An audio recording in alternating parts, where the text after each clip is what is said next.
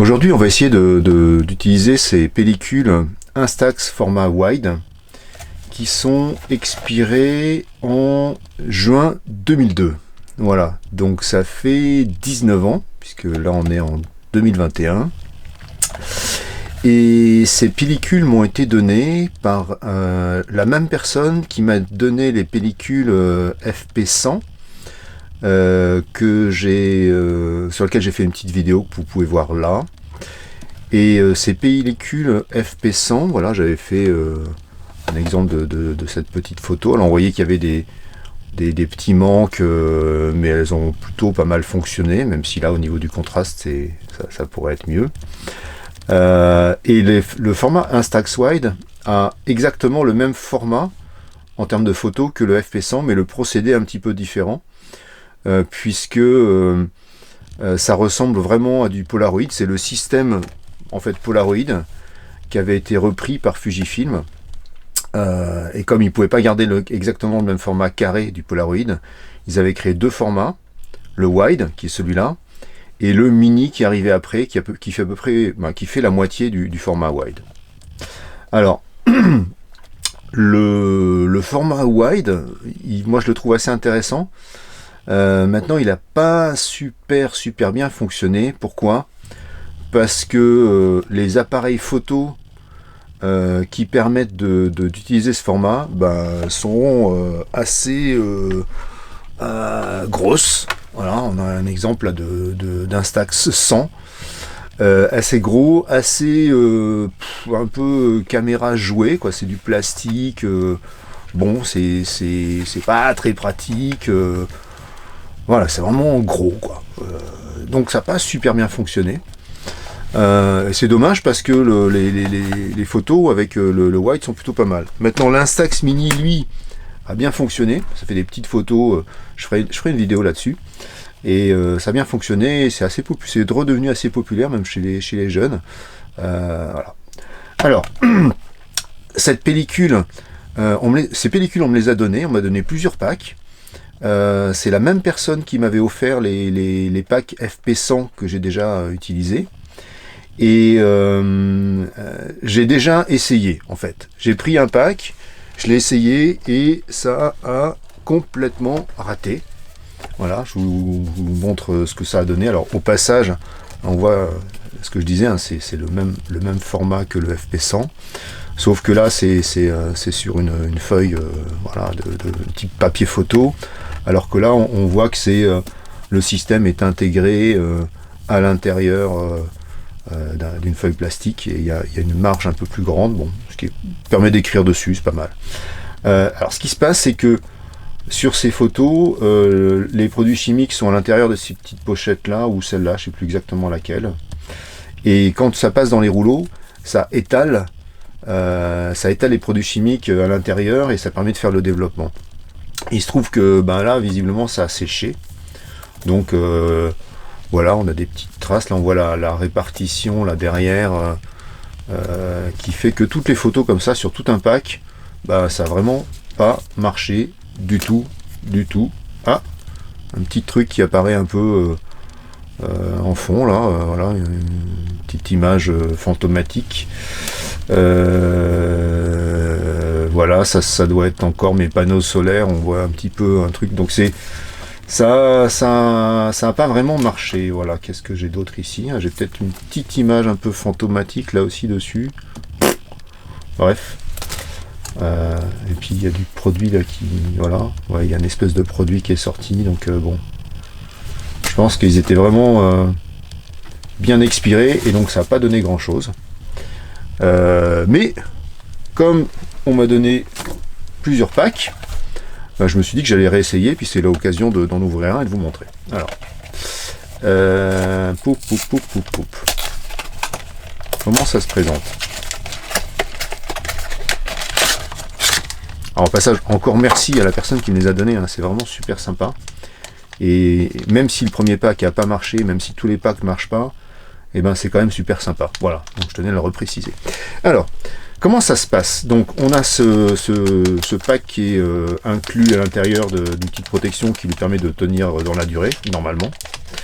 Bon, alors là on avait la date d'expiration en 2002, donc bon, on leur donne 19 ans de plus, on peut comprendre qu'ils aient un peu de mal, mais je suis têtu, je vais réessayer, je me dis, pourquoi pas, dans le tas, j'en avoir un qui marche.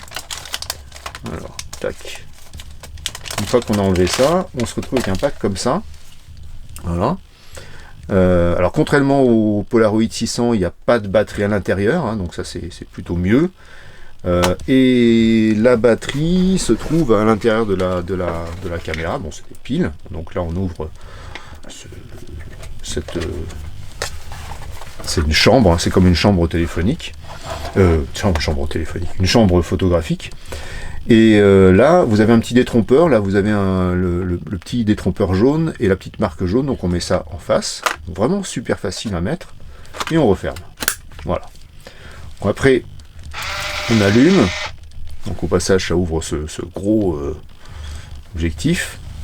Et quand on appuie la première fois sur le déclencheur, ce que je vais faire, le déclencheur est là. Tac. Ça sort le papier noir qui isolait c'est qui cachait le devant des photos pour qu'elles puissent être en face et prêtes à être tirées. Alors là on a le nombre de photos qui restent à tirer, donc là j'ai 10 poses par pack. Alors sur cet appareil, on peut choisir la distance de focus, alors c'est quand même c'est un peu zone focusing, hein, de 0,9 mètres à 3 mètres, et si on appuie ici, tac, là, ça change 3 mètres à l'infini. Donc j'ai soit un focus proche, soit un focus infini. Voilà, je reviens en proche.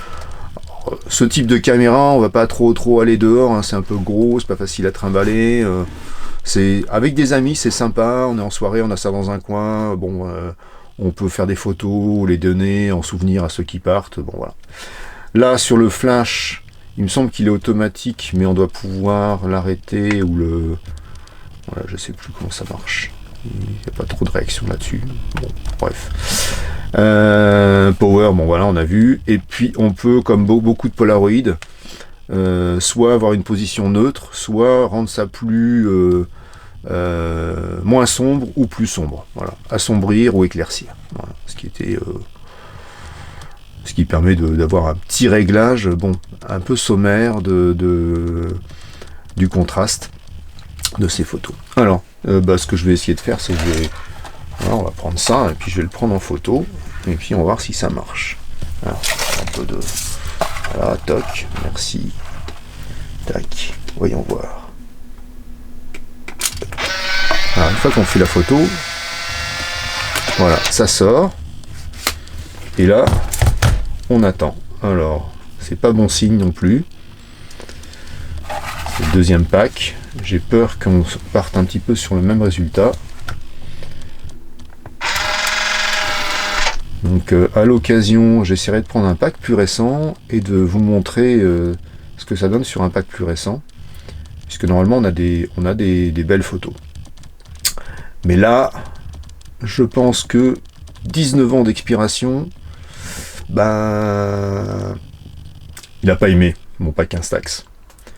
Donc voilà, bon écoutez, j'aime bien tirer des photos, d'utiliser des pellicules périmées.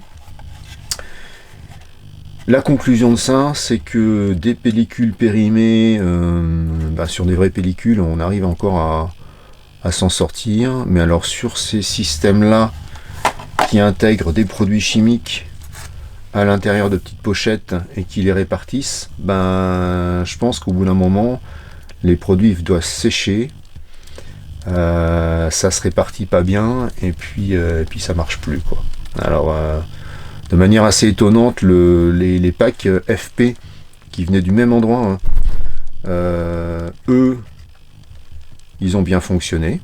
Donc peut-être que dans la fabrication, la méthode de fabrication, les produits c'est vrai qu'il y en a plus, hein, sur les packs FP100, on voit bien qu'il y a du produit qui s'est étalé, à enlever. Bon. Alors que sur les packs type Polaroid ou Instax, bah, c'est dans ces petites pochettes là qu'il y a le produit, et bah, je pense que ça sèche plus facilement. Voilà. Donc je vais faire un deuxième essai quand même, hein, parce que pourquoi pas. Hop. Ping. Alors, on va mettre ça à côté. Tac.